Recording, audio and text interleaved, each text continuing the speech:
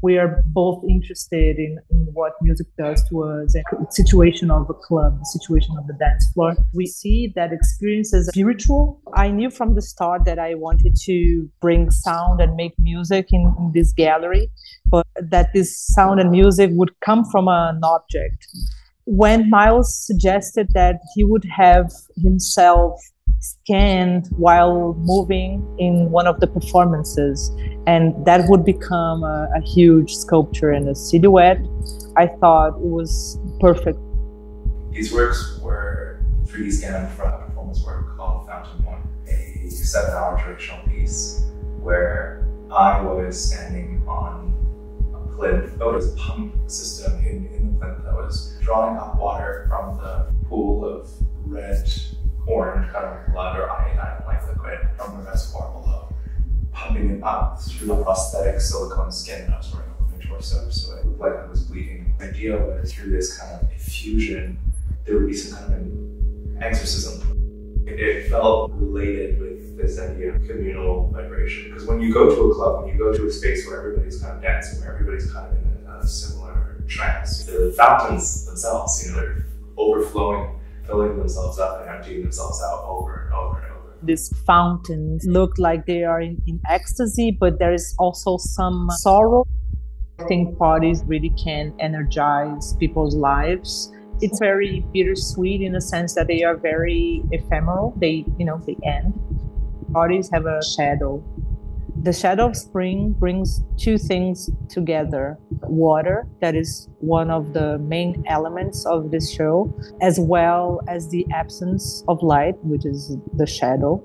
Music is the key for this collaboration. Collaboration is not something I've ever really done quite to this extent before. The sounds that we were making together influence the vibrations of the physicality of the space, the scenography of the space. Those are have a huge impact on the way in which people's bodies collide with my sculptures. It's more of a cross-pollination. I didn't know Miles before. I knew his work. We managed to find a common ground, being so far away and being from two different art scenes.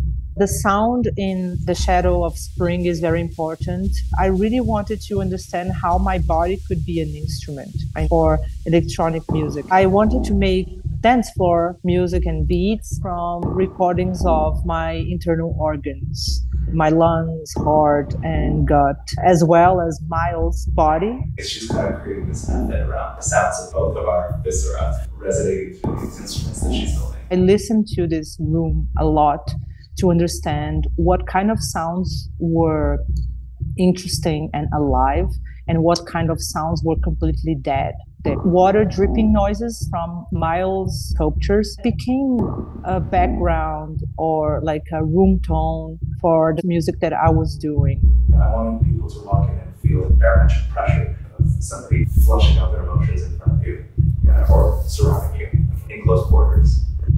My performers have actually made it on the massive mythological landscapes that she's created. All these bodies in this exhibition were in my studio dancing to the beat. I photograph these bodies and I draw them on screens, and then I embroider these movements and these dancing poses. In Brazil, we made the screens and the embroideries. The frame was produced in New Jersey. It feels like we've sort of hacked each other's studios between New York and Rio. It's been a privilege to be tied at the hip with this other person in the process. It's quite beautiful. It's like incredibly unusual, very wet sat metaverse for meeting of the minds. I think when people see the work together in the space, it's going to be like we're witnessing our first date.